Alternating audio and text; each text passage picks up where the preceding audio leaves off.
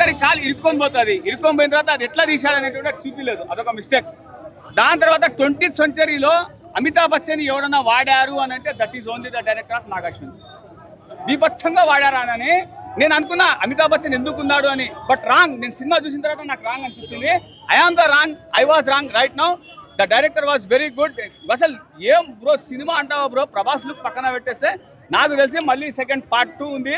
Just 1 drop of serum entire సినిమాని change చేసి పడేసింది.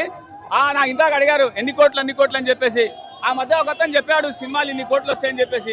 నేను కూడా చెప్పేస్తున్నా సినిమా ఒక 1500 కోట్లు కలెక్ట్ చేస్తుంది అని చెప్పేసి. సినిమా 100కి 100 రూపాయలు. నేను చెప్పింది 99% అబద్ధం అయితే 101% సినిమా హిట్. అర్థమైందా? ఇది మన ఆర్జీవి డైలాగ్. విజువల్ అసలు ఫస్ట్ ఆఫ్ ఆల్ నేను చెప్పేది ఒకటే, డోంట్ గో రివ్యూస్. నా రివ్యూస్ 99% ఫేక్ అండి. అర్థమైందా? కానీ 101% సినిమా హిట్. విజువల్స్ అనేటువంటిది బాహుబలి కంటే మించిపోయిన విజువల్స్. అర్థమైందా? బట్ ఇంకో విషయం, ఆ గణపతి సినిమాకి ఎవరు కూడా ఇచ్చేయద్దు. హిందీలో గణపతి మూవీ ఉంది, దానికి దీనికి ఎటువంటి సంబంధమే లేదు. అర్థమైందా? So it's a pure and original natural story. Please go and watch the movie. That's it. Right. Spectacular visual wonder అన్న.